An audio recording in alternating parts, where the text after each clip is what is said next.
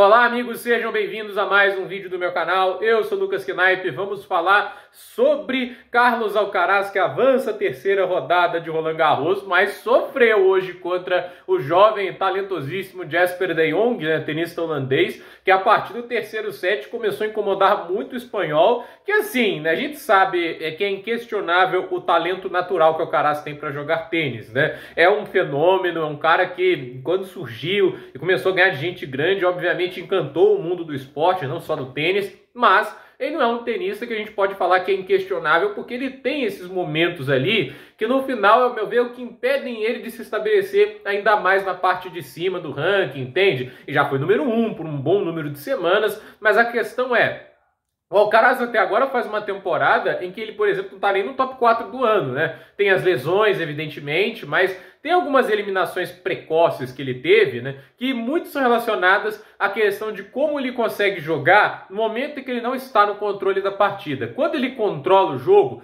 aí quase nenhum tenista consegue bater de frente com ele. Já viu isso, por exemplo, contra o próprio Jannik Sinner. Uma das derrotas que o italiano teve esse ano foi para o Alcaraz lá em Indian Wells. E a partir do momento que o Alcaraz começa a controlar o jogo, até o Sinner teve dificuldade de lidar com isso, entende? A maneira que ele conseguia se sentir confortável para ditar o ritmo, tanto com forehand e backhand. É aquele negócio, em termos de tênis, ele é muito completo. Ele tem o forehand, o backhand, o voleio, o slice. O talento natural dele para jogar tênis é um absurdo, mas nem tudo é só talento. Não estou dizendo que ele mentalmente, estrategicamente, é um Shapovalov ou um Musetti da vida, né? Porque se tudo fosse só talento, esses caras também estariam no top 10. Mas a questão é, no momento que o negócio fica assim, mais desconfortável, como aconteceu, por exemplo, contra o Dimitrov, como o Medvedev ano passado no US Open, e como acontece nesse terceiro set, ele vai para o que eu chamo, o que muita gente deve chamar de overplay. O que é isso? Você jogar além do necessário. Cada tenista tem um piloto automático que ele usa no momento que está difícil ele jogar, que ele não está encontrando soluções. O Medvedev apela mais para cruzadas, tentando induzir o adversário ao erro. O Djokovic ele tenta mudar de direções com uma margem maior de erro para tentar ganhar confiança e pouco a pouco voltar a ser mais agressivo. O Nadal aposta no spin alto, tentando também jogar o adversário para o fundo da quadra. O Federer usava muitos slices e tentava usar os voleios para encurtar os pontos e quebrar o ritmo do adversário.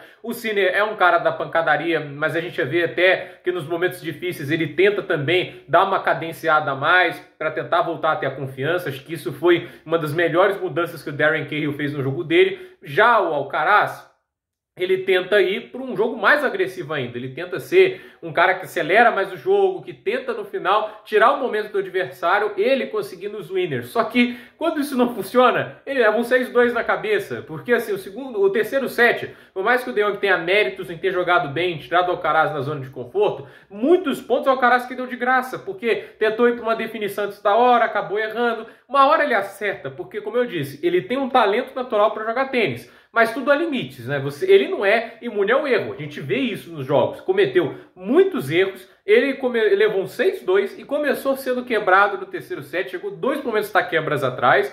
E assim, nesse momento do jogo, a gente conseguia imaginar até um quinto set do jeito que o Alcaraz estava jogando. Quando ele começou a transformar um 1-2 saque para o adversário no 6-2 no quarto set, cadenciando, ele começou a jogar mais profundo, mas ao mesmo tempo sem exagerar, sem ir para força total, jogando um spin alto, dificultando o ataque do adversário. Quando ele pensou mais estrategicamente a partida, parou de tentar enfeitar demais as jogadas, que isso eu acho um grande problema do Alcaraz. Às vezes ele quer fazer uma bola linda para o público quando não há necessidade, ainda mais num jogo difícil, entende? Num jogo que você corre o risco de alongar demais, e o desgaste físico acumulado no torneio é um problema. Então assim, o Alcaraz, ele começou a jogar um pouquinho mais de uma maneira inteligente e ele conseguiu fazer o 6-2. Óbvio que nem sempre vai funcionar, tem adversários que vão ter mais respostas, ele está enfrentando um jogador de segunda rodada. Então assim, é um ranking mais baixo, pode ter muito talento, mas quando o ranking está muito baixo, ou aconteceu algo com o cara há tempos atrás, lesão e tudo isso,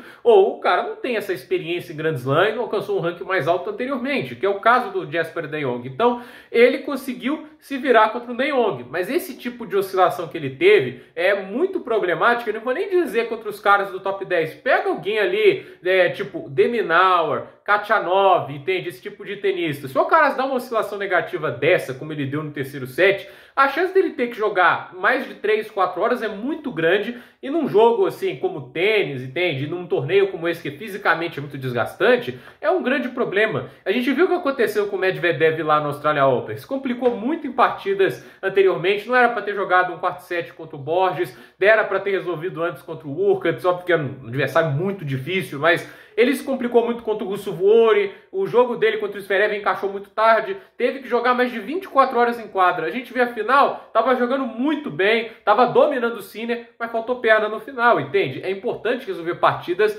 mais rapidamente. Quanto o J.J. Wolf, foi fácil. O Wolf está jogando muito mal, não é um cara de saibro, mas hoje foi um jogo mais duro, teve que jogar mais de 3 horas, então, sinceramente, me chamou bastante atenção a maneira ali que o Alcaraz foi mal no terceiro set, e no quarto set ali ele conseguiu dar a volta por cima. Eu não sei se ele ainda está sentindo algo no braço direito, ainda continua com a proteção. Então assim, vamos ver o que acontece. Mas hoje é um sinal de alerta, entende? Hoje o adversário dá para perdoar que ele conseguiu vencer. Mas os adversários tendem a ficar mais perigosos, mais difíceis. Até porque se o cara está na terceira rodada, ele enfrentou um jogador que venceu 2 rodadas antes. Então assim, tem que ter mais cuidado com essas oscilações, e ele tem que saber trabalhar melhor os momentos que ele não está no controle do jogo, né? Porque assim, o Alcaraz é um tenista extraordinário, é um tenista realmente fantástico, não estaria como 3 do mundo se não fosse, mas a questão é que assim, ele já foi derrotado antes, ele não é imbatível, como muita gente tentou rotular antes, e jogos como esse, mais longos, podem ser prejudiciais no longo prazo do torneio. Ano passado ele foi